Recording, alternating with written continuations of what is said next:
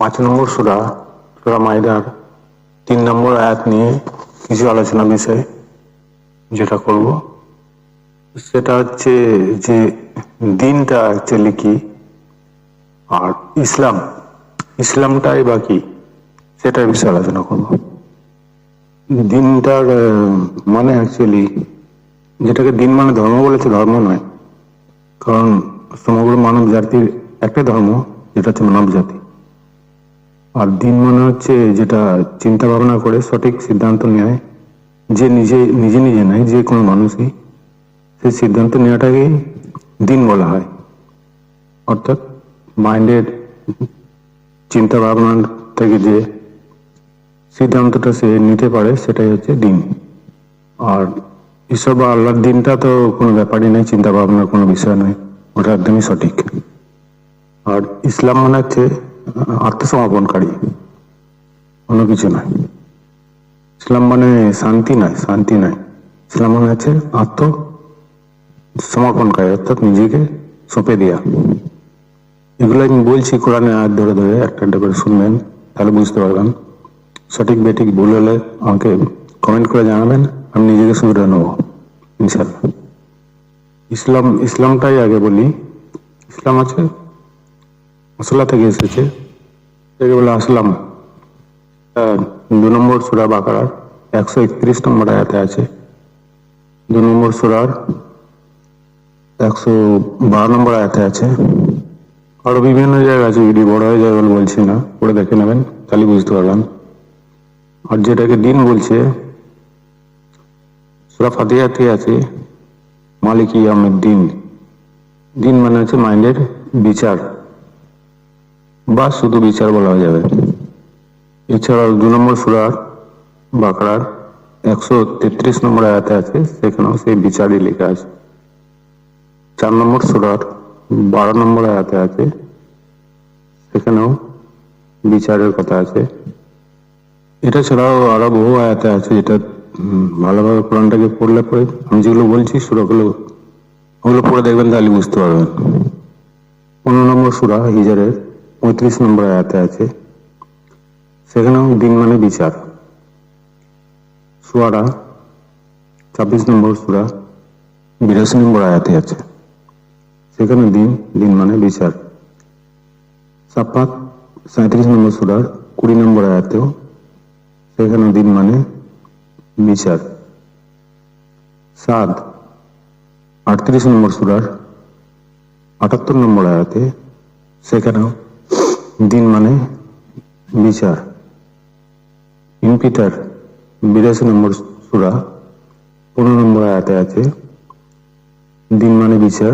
আরো আছে 82 নম্বর সূরা 17 নম্বর আয়াতে আছে, 18 নম্বর আয়াতে আছে, 83 নম্বর সূরা 11 নম্বর আয়াতে আছে, 95 নম্বর সূরার 7 নম্বর আয়াতে আছে, 107 নম্বর সূরার 1 নম্বর আয়াতেও আছে। দিন শব্দটা টোটাল 101 জায়গায় আছে, সবগুলো বলা সম্ভব নয়। এবার আসতে হবে মেন বিষয় হচ্ছে আত্মকে যে সমর্পণ করবে নিজেকে, তো যেখানে সমর্পণ করবে সে নিশ্চয়ই তাকে রুট দেখাবে, গাইড হিসেবে রাস্তা বাতলাবে, রাস্তা দেখাবে। সেটা হচ্ছে তার গাইড বা চালক। জীবনের সমস্ত কাজকর্ম, আচরণ, সমস্ত বিষয়ে সে শিক্ষা দেবে এবং সেই শিক্ষাতে নিজেকে চলতে হবে, তাকে সমর্পণ করতে হবে। সেটা কি? সেটা আল্লাহকে বলছে, আল্লাহ। কিন্তু আল্লাহ কোরআন পাঠের দায়িত্ব আমার নিজেরই, আল্লাহ বলছে। কিন্তু আল্লাহ তো কোনোদিন কেউ কারো শুনেছে, কারো কানে আল্লাহ কোরআন পাঠ করে শুনিয়েছে? এটা বিষয় না। বলছে যদি না বুঝতে পারো জ্ঞানীদের জিজ্ঞাসা করো।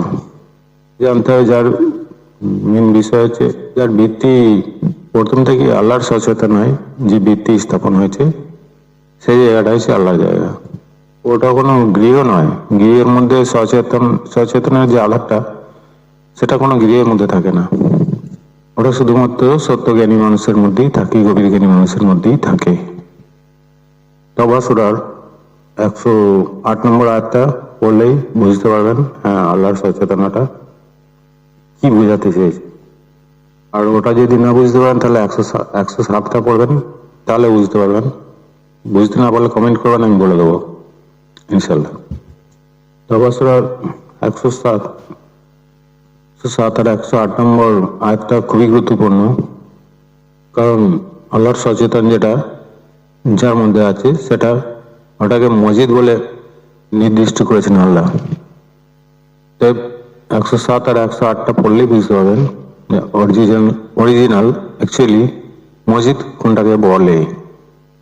সেটা কোনো গৃহ হতে পারে না, পড়লেই বুঝতে পারবেন এটা গৃহ নয়, কারণ গৃহের মধ্যে চেতনা শক্তি থাকে না। আর আল্লাহ সচেতনের ভিত্তি থেকেই বলছি, ভিত্তি থেকেই। এই কথাগুলো খুবই গুরুত্বপূর্ণ। ভিত্তি মানে কি? যখনই তার যৌবন আসবে, জ্ঞান আসবে, জ্ঞানের মানে উদয় হবে, জ্ঞানের লাইট সূর্য উদয় হবে, তখন থেকেই সে ভিত্তি থেকেই আল্লাহর সচেতনা থাকবে। কিন্তু ওই ধরনের ব্যক্তিরা আল্লাহর মানে জ্ঞানের লাইট যখন আসবে, অন্তর্দৃষ্টির সূর্য যখন উদয় হবে, তখন থেকে আল্লাহ সচেতন হবে। সে ব্যক্তি যে কোনো শয়তানি কাজ থেকে বিরত থাকবে এবং পূর্ণর প্রতি ব্রত থাকবে ততক্ষণ পর্যন্ত যতক্ষণ তার জ্ঞানের লাইট সূর্য জাগ্রত থাকবে, এটাকে সম বলছে। কিন্তু এছাড়া অন্য কোনো ব্যক্তির মধ্যে থাকতে পারে না, অসম্ভব ব্যাপার।